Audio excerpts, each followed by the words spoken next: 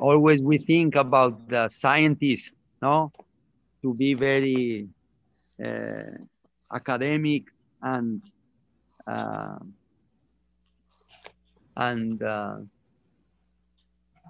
reaching some spheres of knowledge that no regular people we cannot see, or we cannot perceive, or we cannot. But uh, from my side, I am not so educated, uh, but I had the opportunity. No, I may say the opportunity and the grace that I met. I came to know. I came to knew about Srila Bhakti Madhava Puri Maharaj. Um, I I met him for the first time. I have seen when we were in ISKCON at that time as a members of ISKCON, the International Society for Krishna Consciousness, founded by Srila A.C. Bhaktivedanta Swami Prabhupada. When we were participating there in the magazines, no, in the Back to Godhead magazine, it was one of the journal or the main uh, medium through which we could have some or gather some information about the development of the society, constant touch with the teachings of our Guru Dev, Srila Bhaktivedanta Swami Prabhupada, etc. Okay, can you? I got the opportunity to meet uh, Sripad Bhakti Madhav Puri Maharaj. For the first time, I knew to know about him through the ISKCON magazine, through the articles, Back to Godhead articles, where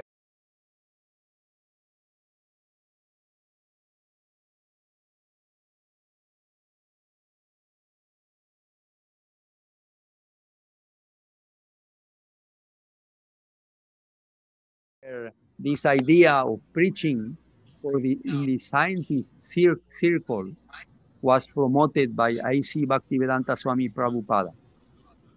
Srila Prabhupada, after having touch with the Western civilization and meeting with the movement of the young people in America and having some response from there, then naturally he had some understanding what was this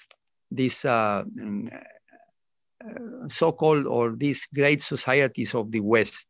No, America, of course, one of the nations who was developing so much.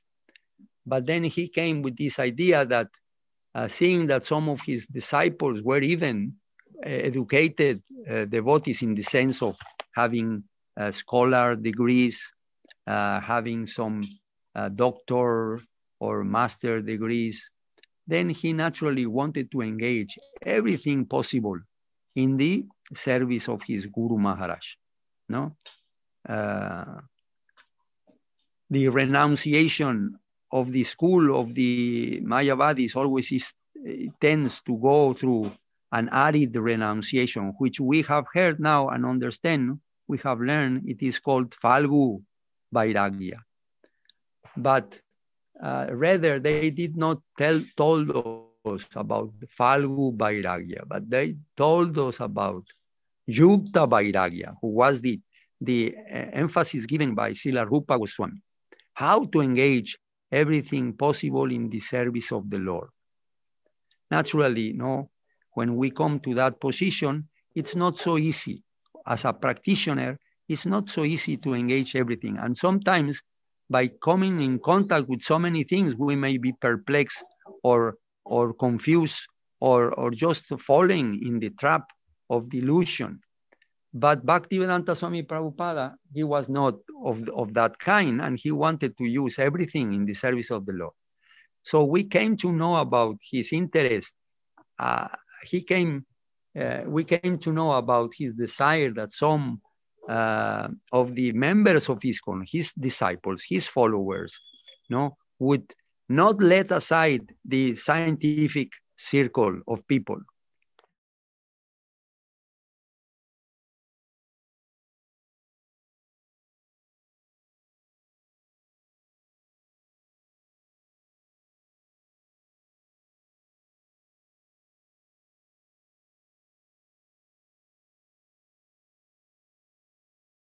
Who were boasting so much, isn't it? Were boasting so much about their discoveries and their prominency and their research and all these things.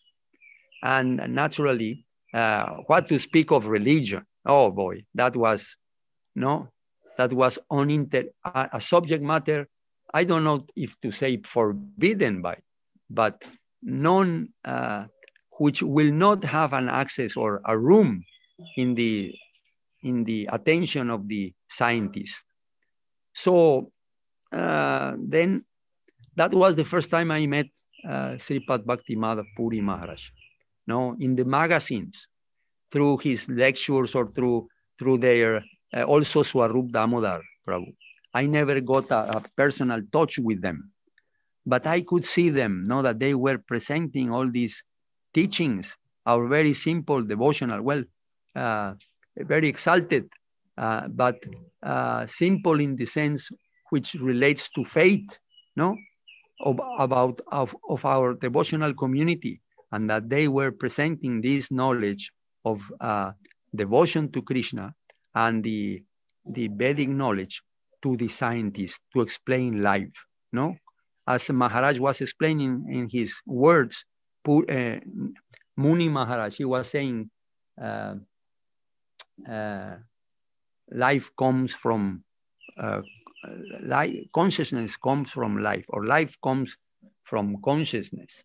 No, this simple fact, not from some bunch of ingredients, material ingredients. No, life should come from a superior, standpoint of view, from more valuable ingredient than just a raw material things. Then for me, it was very, I was a novice or a neophyte person in the movement, but still I was seeing some of the programs in ISKCON society, and one of those programs very much valuable, very much appreciated by Srila Bhaktivedanta Swami Prabhupada, naturally was that work rendered by few of his disciples in the way of presenting the Vedic teachings, the devotional teachings of our Guru Shastras, the followers of Sriman Mahaprabhu, into that place. I came to know about Srila Sridhar Maharaj once when we were going to participate in the Gaur Purnima festival of the society, who was one of the biggest events. Then at that time, I came to know about Srila Sridhar Maharaj and became acquainted with all things in relation to the relationship Srila Sridhar Maharaj had with Srila Bhaktivedanta Swami Prabhupada. And even though I had not so much understanding about that, I have just heard about the rumors, third-hand parties, and distorted information. But then when I had some paper from good news from his side, then I could understand that his relationship with Srila Bhaktivedanta Swami Prabhupada was a beautiful, a relationship based in love and trust, which were not so much depicted by those who were against him.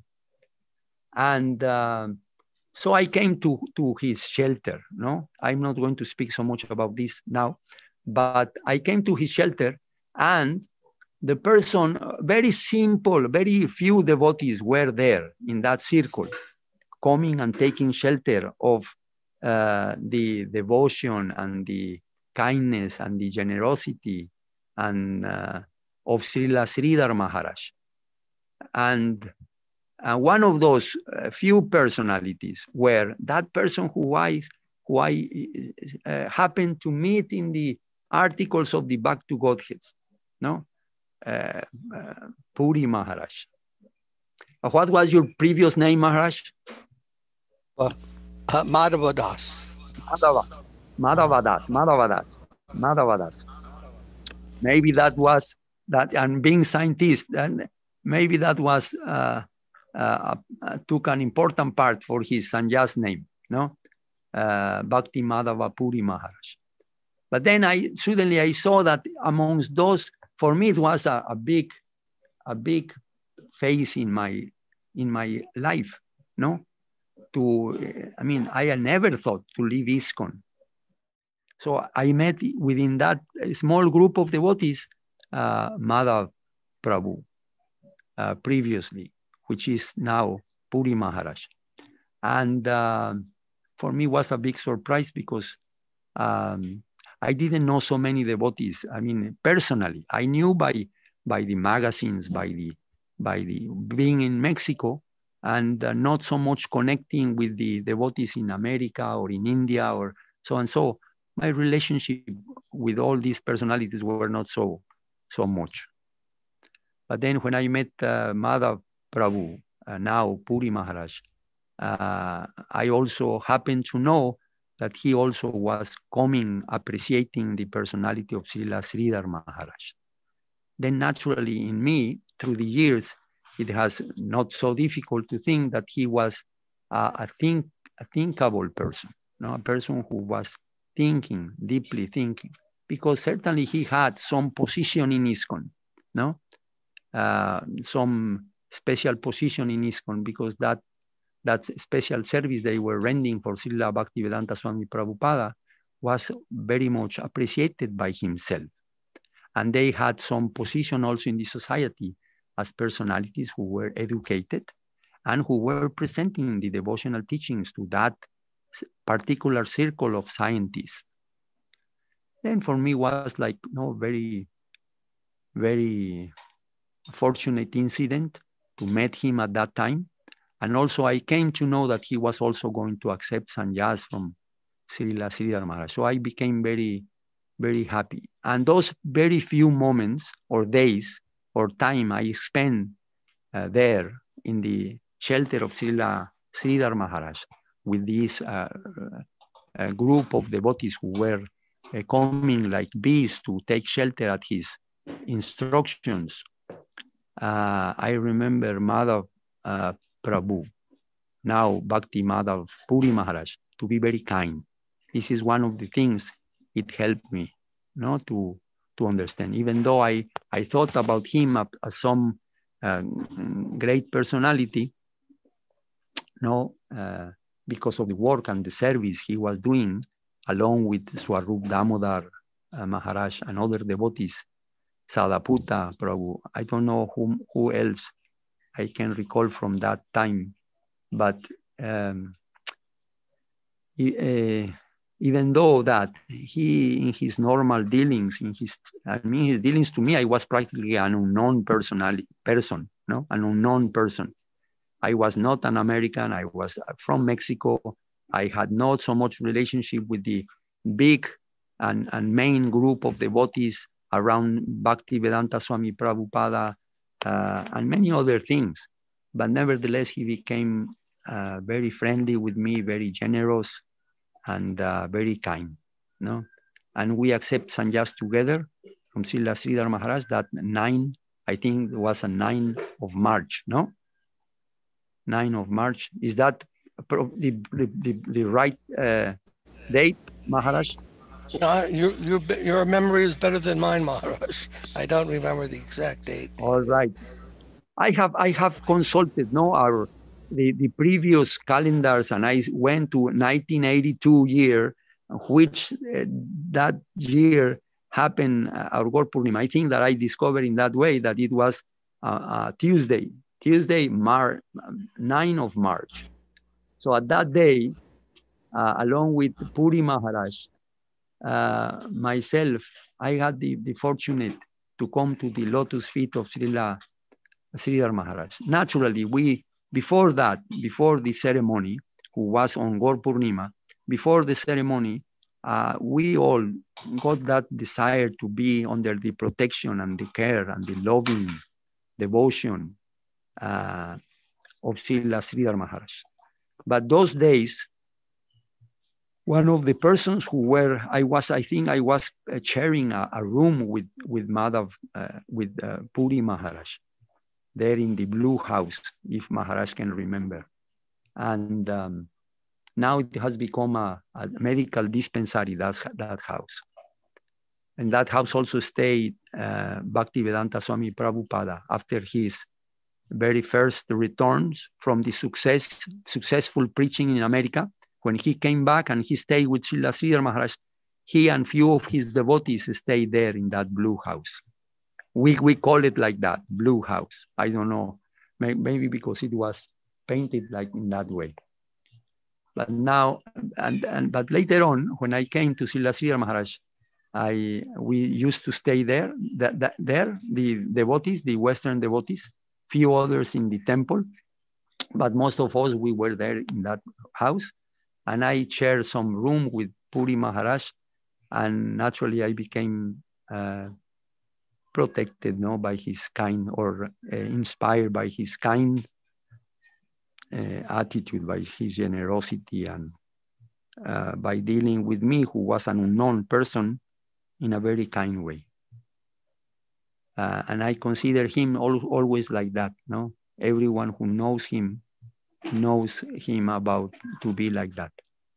Later on, I didn't have so much of association with him. Once I remember I visited him in his near New Jersey or near Philadelphia, or I was staying with Giri Maharaj, and we came and visited. Or no, I was staying with some other person in New York, and we visited Puri Maharaj.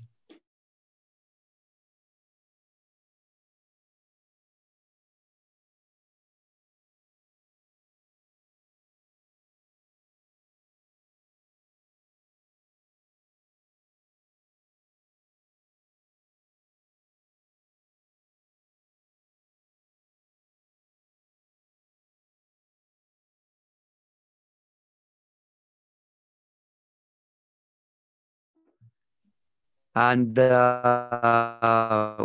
one way or other, he couldn't, I think, I cannot remember well now, but I think it was some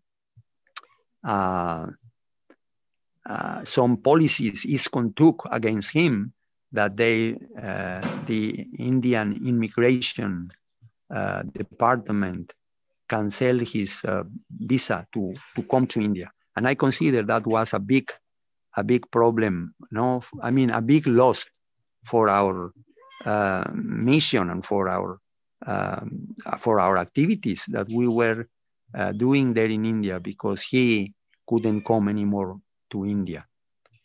Nevertheless, before that unfortunate incident happened, he stayed in India right from his from his day that he accepted sannyas and became under the shelter of Srila Sridhar Maharaj. He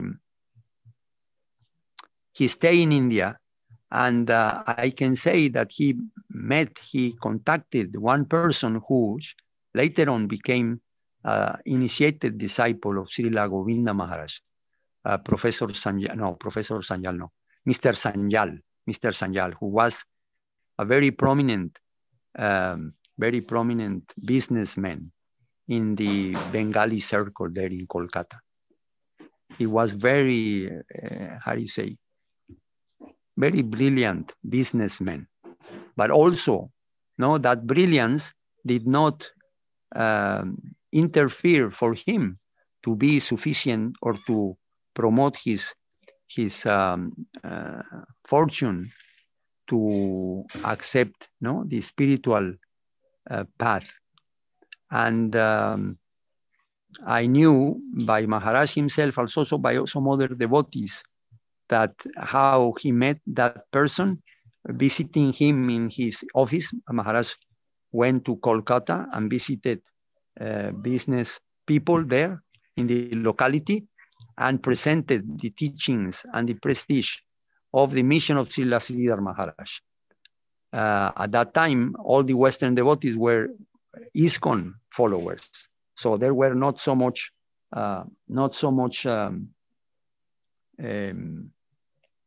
we were, except by ISKCON, everyone, Indian people who saw a Western devotee, they will immediately say, Hare Krishna, Hare Ram, no? Because certainly ISKCON has so much presence within India and around the world. It's, I think, one of the major institutions all around the world, and we're very proud of that. We are not in any way against that fame and prestige of ISKCON, because that promotes the fame and the prestige and the dignity of the Bhakti cult, presented by Srila Bhaktisiddhanta Saraswati Thakur and his followers. So, but he met that person, and he gave a big contribution to the mat. So Maharaj had this faith that even though he was just but one of the very few and rare Western disciples who approached Srila Sridhar Maharaj, nevertheless, he stayed in India. He served there, his Guru Maharaj, his Sannyas Guru,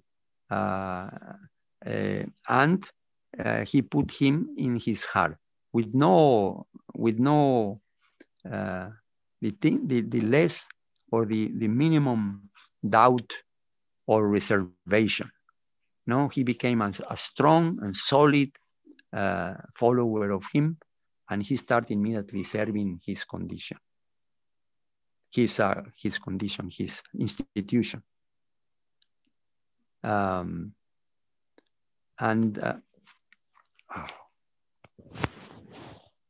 That for me always, I have always kept that image of Puri Maharaj, heart of that young scientific devotee of the, or I may say that young devotee of ISKCON, of disciple of Srila Bhaktivedanta Swami Prabhupada, and who had a career, in academic career, being a doctor, a PhD in science. He was attracted by that simple purity and high conception of Srila Sridhar Maharaj.